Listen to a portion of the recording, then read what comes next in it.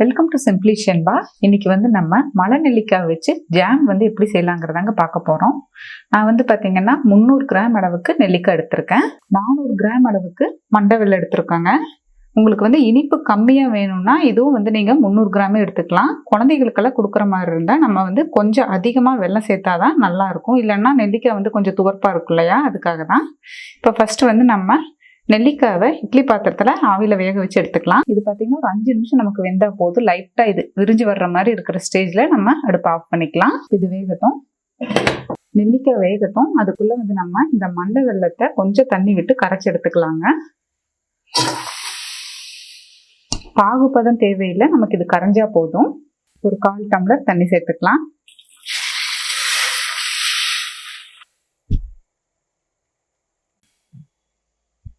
நல்லா கரைஞ்சிருச்சுங்க. இந்த ஸ்டேஜோட நம்ம இதை ஆஃப் பண்ணிடலாம்.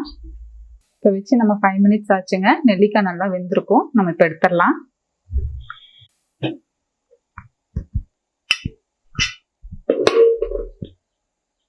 நல்லா சாஃப்டா ஆயிடுச்சு.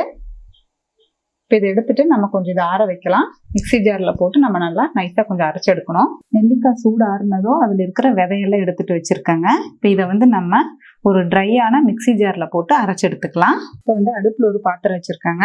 இப்போ நம்ம ஒரு 2 ஸ்பூன் அளவு நெய் சேர்த்துக்கலாம்.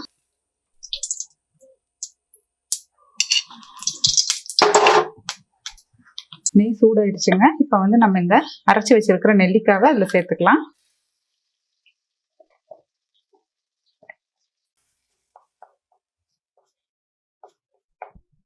நெய்யில் ஒரு 2 நிமிஷம் வதக்கியாச்சுங்க. இப்போ நம்ம கரைச்சி வச்சிருக்கிற அந்த மண்டை வெல்லத்தை இது கூட சேர்த்துக்கலாம்.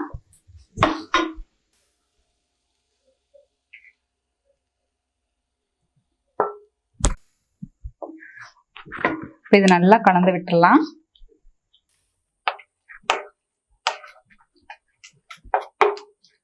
இது கூட பார்த்தீங்கன்னா 1 டீஸ்பூன் அளவு சுக்கு பொடியும் 1 டீஸ்பூன் அளவு ஏலக்காய் பொடியும் எடுத்திருக்கேன். அதை கூட சேர்த்துக்கலாம்.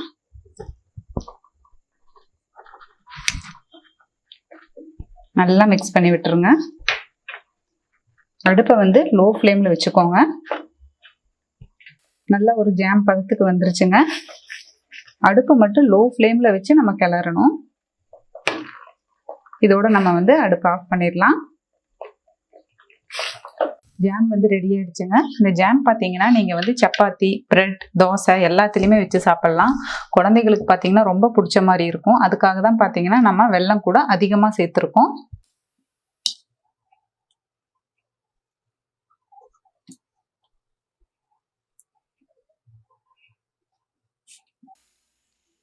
பிரெட் கூட பார்த்தீங்கன்னா வாங்குற மாதிரி இருந்தால் வீட் பிரெட் வாங்கிக்கோங்க. நான் வீடியோக்காக தான் இந்த பிரெட் வாங்கியிருக்கேன். நான் எங்கள் வீட்டில் பார்த்தீங்கன்னா குழந்தைகளுக்கு எப்போவுமே இந்த மாதிரி தாங்க ஜாம் செஞ்சு தரேன். கடையில் வாங்கி ஜாம் கொடுக்குறதுல ரொம்பவுமே டேஸ்டியாக ரொம்ப நல்லா இருக்குங்க. இந்த வீடியோ உங்களுக்கு பிடிச்சிருந்தா உங்கள் ஃப்ரெண்ட்ஸுக்கு ஷேர் பண்ணுங்கள். சிம்பிளி ஷென்பா சேனலை சப்ஸ்கிரைப் பண்ணாதவங்க சப்ஸ்கிரைப் பண்ணிடுங்க. லைக் பண்ணுங்கள், கமெண்ட் பண்ணுங்கள். தேங்க்யூ.